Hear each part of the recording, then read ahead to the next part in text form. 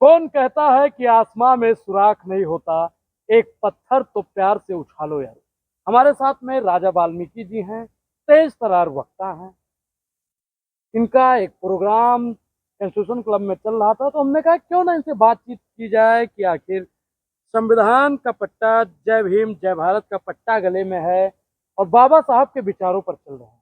बहुजन समाज से आते हैं, सूट बूट और पैर में जूता है, जो बाबा साहब का सपना था कि हर बहुजन के पैर में जूता हो, कोट हो, टाई लगा हो।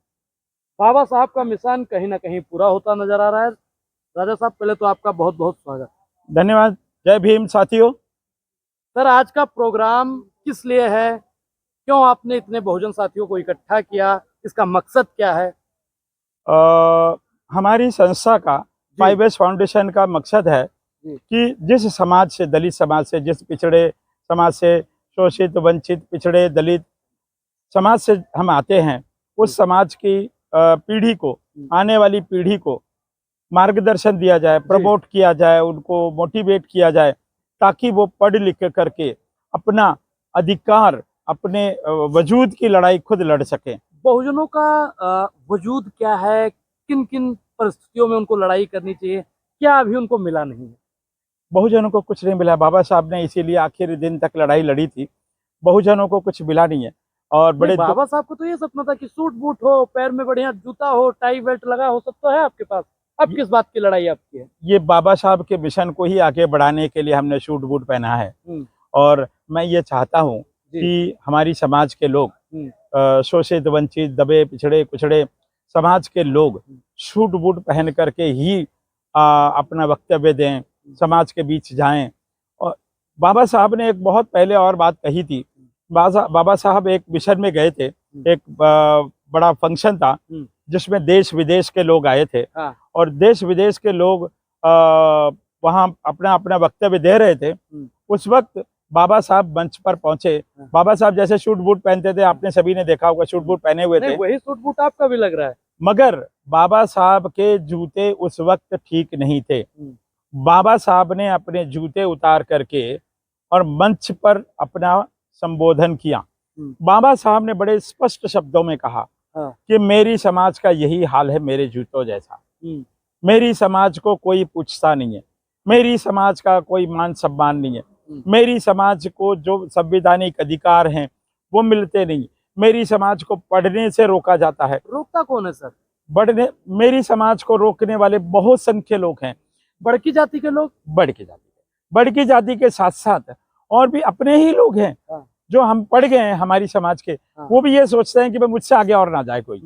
नहीं, मतलब बहुजन समाज को बहुजन समाज ही रोक रहा है। यस, बहुजन समाज, मतलब बड़की जाति की गलती नहीं, बड़की जाति की के साथ साथ हमारे अपने भी लोग रोक रहे हैं।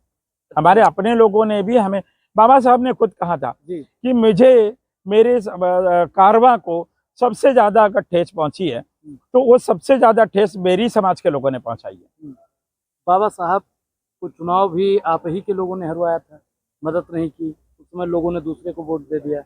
नहीं, ये मैं इस बात से वाकिफ नहीं हूँ। और मैं आपसे ये कहूँगा, मेरी समाज के बाबा साहब जिस दिन गुजरे, मैं आज ये बताना चाहूँगा इस पत्रकार परिषद के लोगों को कि उस वक्त देश में जब वो गुजरे, इतना जन सैलाब किसी नेता के लिए नहीं आया था। इतना बड़ा जन सैलाब था, महाराष्ट्र में पैर रखने की जगह नहीं थी। बम्बई में जहाँ उनकी समाधि है, उस चैत्य भूमि में पैर रखने की जगह नहीं थी। तो हम ये कहें कि हमारे लोगों ने उन्हें हराया नहीं, लेकिन कुछ लोग एक लाइन स्पष्ट शब्दों में ये कहते थे कि आपने संविधान बना दिया, और संविधान सक्सेस तब तक नहीं है जब तक इस संविधान को मानने वाले सक्सेस ना हो। ये तो बाबा साहब ने भी कहा था। यही हम भी संविधान कितना भी अच्छा हो जाए, लेकिन उसे चलाने वाले अगर अच्छे नहीं, चलाने वाले नहीं, उसे इम्प्लीमेंट करने वाले, जब तक इम्प्लीमेंट नहीं होगा। मैं एक और उदाहरण देता हूँ। बाबा साहब ने जब संविधान सौंपा था तो बाबा साहब निराश थे। उन्होंने कहा कि मैंने संविधान तो बना दिया है, लेकिन बहुजनों का उद्धार नहीं हो पा रहा है। बाबा साहब को ये पता था कि ये होगा। मेरे संविधान बनाने के बाद बहुत सारे ऐसे लोग थे, उस वक्त बहुत सारे लोग ऐसे थे जिन्होंने बाबा साहब से कहा था कि आप समानता की बात मत कीजिए, आप आरक्षण की बात मत कीजिए। तो बाबा साहब ने कहा था मैं आज छोड़ देता हूँ। हाँ।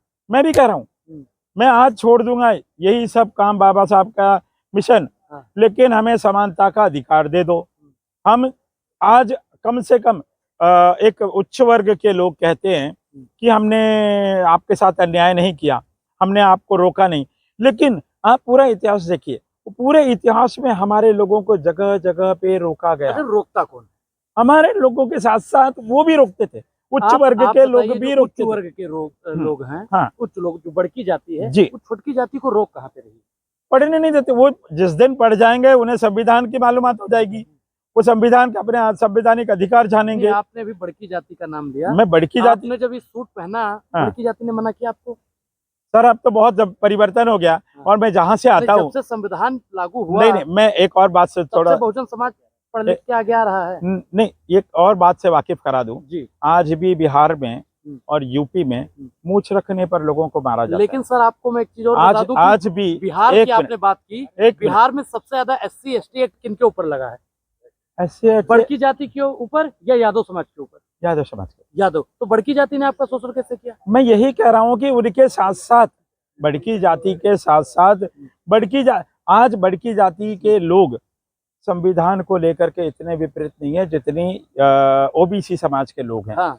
OBC समाज के लोग नहीं चाहते हाँ। कि ये जो महादलित हैं ये आगे बढ़े। OBC, यस, बड़की जाति तो बड़की जाति का के 30% साथ अगर हिस्सा है, हाँ, तो 70% हिस्सा आप OBC को दे रहे हैं। Yes yes. सर एक चीज और, आज भी जैसा आपने भी किया कि मोच रखने पर मारा जा रहा है जी, तो आप लोग उसका विरोध क्यों नहीं करते? सबसे ज्यादा आबादी तो SC ST की है। सर ये संगठित नहीं है ना। अगर बाबा ये साहब ने कहा ही था कि शिक्षित रहो, संगठित रहो और संघर्ष करो। लेकिन यही आज की परिस्थितियों में, आज की बाबा साहब को आप मानते हैं? आज की बाबा परिस्थिति, साहब को आप मानते हैं? नहीं मानते? मानते हैं। तस्वीर, एक मिनट, तस्वीर दिख रही है, SC ST माइनॉरिटी के लोग बाबा साहब को मानते हैं, लेकिन बाबा साहब की क्यों नहीं मानते हैं? बाबा साहब की जिस दिन मानेंगे तो इस समाज का उत्थान हो जाएगा। हमारे लोगों ने आज भी तिलकधारी बने। हाँ। जो उच्च समाज के लोग हैं। आप चिराग पासवान की तरफ इशारा कर रहे हैं? नहीं। हाँ। मैं किसी कम्युनिटी या मैं किसी एक पर्टिकुलर किसी इंसान के ऊपर बात नहीं कर रहा हूँ, लेकिन मेरा ऐसा है कि आज की तारीख में कांवड़ ढोने वाले, कांवड़ ढोने वाले 90% लोग बहुजन समाज के होते हैं। बहुजन समाज। सर मैं अभी अयोध्या में परिक्रमा हो रहा था, हाँ। मैं गया था, उसमें सबसे ज्यादा आपके माइनॉरिटी के लोग थे। नहीं, हमारे अयोध्या में हमारे लोगों को SC ST के लोग जो वहाँ के हैं, अयोध्या, गोरखपुर, देवरिया, बलिया, वो लोग जाते हैं, तो सबसे ज्यादा कांवड़ तो आप लोग ही उठाते हैं। सर यही बताने की कोशिश कर रहा हूँ, यही हमारे मेन धर्म तो आप लोग बचा रहे हैं। नहीं, आप हमें अगर देखे, आपने मेरी स्पीच भी देखी होगी, मैं जहाँ बोल रहा था, मैं नास्तिक हूँ। मैं पहली बात आपको कर दूं, और इतना बड़ा नास्तिक हूँ कि मैं ये कहता हूँ कि पढ़ो और माँ बाप की सेवा करो, उससे बड़ा भगवान कोई नहीं। मैं इसलिए नास्तिक हूँ। मैं किसी धर्म पर आक्षेप नहीं करता हूँ कि वो धर्म नहीं मानना चाहिए, ये धर्म नहीं मानना चाहिए, ये अपनी अपनी आस्थाएं है सबकी। लेकिन लेकिन स्वतंत्रता है। हाँ, मेरा अपना धर्म ये कहता है कि मेरे माँ बाप से बड़ा भगवान कोई नहीं, मेरे बुजुर्गों से बड़ा कोई गुरुवर नहीं है, उसके बाद सब धर्म आते हैं। लेकिन जो आपके समाज के लोग मंदिर जाते हैं, गिरजाघर जाते हैं, गुरुद्वारा जाते हैं, मस्जिद जाते हैं, सजदा करते हैं, इनको आप क्या मैसेज देना चाहेंगे? मेरा सिर्फ एक ही मैसेज है, सभी लोगों ने सिर्फ और सिर्फ बाबा साहब को पढ़ना चाहिए। बाबा साहब ने कहा था सर कि जितना बाबा साहब को पढ़े, बजती है। बाबा साहब ने कहा था सुबह 2 घंटियां बजती है। यस। एक स्कूल की तरफ जाती है और एक मंदिर की तरफ जाती है। आप किस पर जाना पसंद करेंगे? बाबा साहब ने भी बड़े स्पष्ट शब्दों में कहा था कि अगरबत्ती जलाने से अच्छा है पेंसिल पकड़ के स्कूल जाओ। हाँ। हम आज भी उसी सिद्धांत पर हैं। और मैं एक छोटी सी बात बता दूं पत्रकार महोदय, बाबा साहब को भी बरसों लगे थे, आज वो जीवित नहीं है, लेकिन आज भी वो समाज संघर्ष कर रहा है। हम भी संघर्ष कर रहे हैं हमारी समाज को जगाने का। आपने बात की तो आपका समाज तो आपने बताया कांवड़ उठा रहे, संघर्ष कहाँ कर रहे हो? नहीं, संघर्ष भी कर, हम यही कह रहे हैं कि हमारे लोगों को टीका लगा करके संघर्ष वो वहां पहुंचाया जा रहा है कि भाई तुम ये हो, तुम ये मत करो।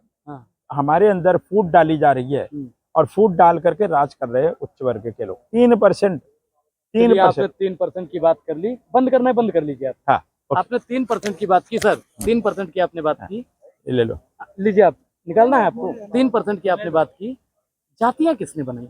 इंसानों ने, उच्च जाति या सभी जातियां इंसानों ने बनाई। नहीं, जाति किसने बनाई? बड़की जाति के लोग की ओबीसी समाज के लोग? बड़की जाति के लोगों ने, चलिए, आपने बड़की जाति का नाम दिया। मनुस्मृति किसने लिखा? बड़की जाति के लोगों ने। बिल्कुल नहीं। आप मनुस्मृति मनु जी ने लिखा। नहीं, मनुष्य भी, मनु जी तो बड़की जाति थे। कहीं लिखा ही नहीं है कि नहीं, वो लिखा ही नहीं। देखिए, एक और बात, लिखा ही नहीं। एक और बात से आपको अवगत कुछ लोगों का मानना है कि वो भगवान राम के पुरखे थे और भगवान राम क्षत्रिय थे।